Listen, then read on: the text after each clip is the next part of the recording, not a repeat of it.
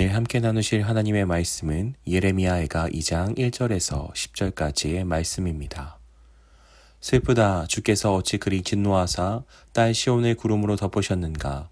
이스라엘의 아름다움을 하늘에서 땅에 던지셨으며 그의 진노의 날에 그의 발판을 기억하지 아니하셨도다.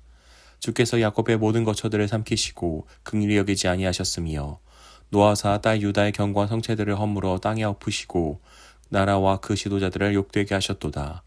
맹렬한 진노로 이스라엘의 모든 뿔을 자르셨으며 원수 앞에서 그의 오른손을 뒤로 거두어 들이시고 맹렬한 불이 사방으로 불사름같이 야곱을 불사르셨도다. 원수같이 그의 활을 당기고 대적처럼 그의 오른손을 들고 서서 눈에 드는 아름다운 모든 사람을 죽이셨으며 땅을 시온의 장막에 그의 노를 불처럼 쏟으셨도다. 주께서 원수같이 되어 이스라엘을 삼키셨으며 그 모든 궁궐들을 삼키셨고 견고한 성들을 무너뜨리사 딸 유다의 근심과 애통을 더하셨도다. 주께서 그의 초막을 동산처럼 헐어버리시며 그의 절기를 폐하셨도다. 여호와께서 시온에서 절기와 안식일을 잊어버리게 하시며 그가 진노하사 왕과 제사장을 멸시하셨도다. 여호와께서 또 자기 제단을 버리시며 자기 성소를 미워하시며 궁전의 성벽들을 원수의 손에 넘기셨음에 그들이 이제 여호와의 전에서 떠들기를 절기의 날과 같이 하였도다. 여호와께서 딸 시온의 성벽을 헐기로 결심하시고 줄을 띠고 무너뜨리는 일에서 손을 거두지 아니하사 성벽과 성곽으로 통곡하게 하셨음에 그들이 함께 쇠하였도다. 성문이 땅에 묻히며 빗장이 부서져 파괴되고 왕과 지도자들이 율법 없는 이방인들 가운데 있으며 그 성의 선지자들은 여호와의 묵시를 받지 못하는도다. 딸 시온의 장로들이 땅에 앉아 잠잠하고 티끌을 머리에 덮어쓰고 굵은 배를 허리에 둘렀으며 예루살렘 처녀들은 머리를 땅에 숙였도다. 아멘. 우리 성도님들께서는 하나님의 마음이라고 하면 어떤 마음이 떠오르시나요? 우리는 대부분 하나님의 사랑과 같은 따뜻하고 부드러운 마음을 떠올릴 것입니다. 그러나 하나님은 사랑의 하나님이시기만 하지는 않으십니다. 하나님은 사랑의 하나님이시기도 하지만 공의 하나님으로서 죄에 대해 분노하시며 심판하시는 하나님이시기도 합니다. 2장 1절은 슬프다라는 애가 슬픈 노래의 전형적인 모습을 보여줍니다. 슬픔의 이유는 하나님께서 진노하사 구름으로 시온 유다를 덮으셔서 그들의 앞길을 캄캄하게 하셨습니다. 하나님의 발판은 하나님의 법궤를 의미하는데 하나님의 진노의 날에 그의 발판을 기억하지 않으신다라는 말씀은 하나님의 법궤와 성전조차 기억하지 않으신다는 의미입니다. 하나님이 이스라엘 나라와 그들의 신앙을 폐하신다는 사실을 1절이 함축하여 보여주고 있습니다. 2절에서 5절까지의 말씀은 하나님이 마치 적국의 용사처럼 이스라엘 전역을 공격하시는 것 같은 모습을 말씀하고 있습니다. 2절에서 하나님의 임재를 상징했던 불은 이제 맹렬한 심판의 불로서 이스라엘 가운데 임합니다. 3절에 이스라엘의 모든 뿔은 나라의 힘과 왕권을 의미하는데 하나님께서 이것을 자르셨습니다. 4절 이스라엘을 보호하시던 든든한 하나님의 오른손으로 이제 그 오른손을 거두어 들이셨고 이제 이스라엘을 치시는 손으로 사용하십니다. 이처럼 하나님은 이스라엘 나라를 그들의 죄 때문에 폐하십니다.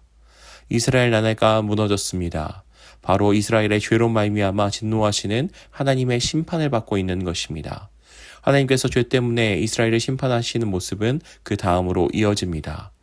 6절에서 7절 말씀은 하나님께서 이스라엘의 신앙을 폐하시는 모습입니다.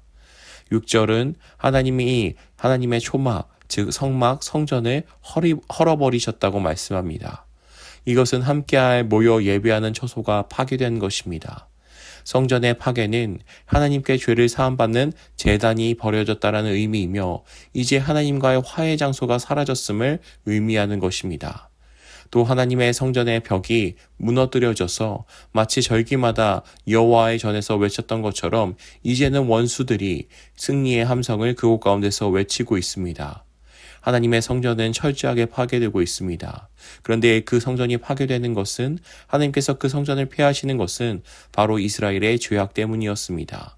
하나님께서는 그들의 죄로 말미암아 그들의 신앙의 자리를 파괴하고 계십니다. 하나님은 그들 가운데서 떠나셨고 하나님과의 관계가 단절되었습니다.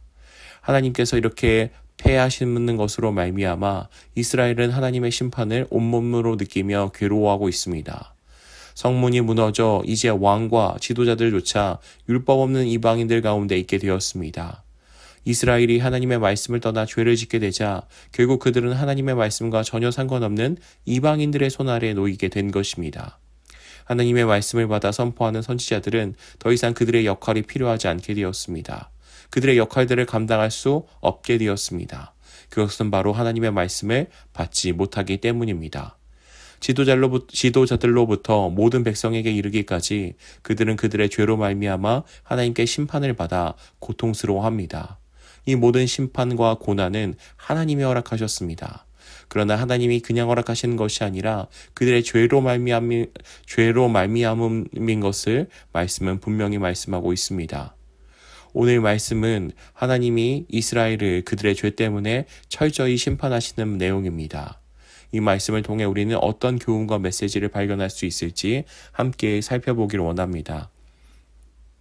먼저는 죄악의 결과는 하나님과의 단절이라는 메시지입니다.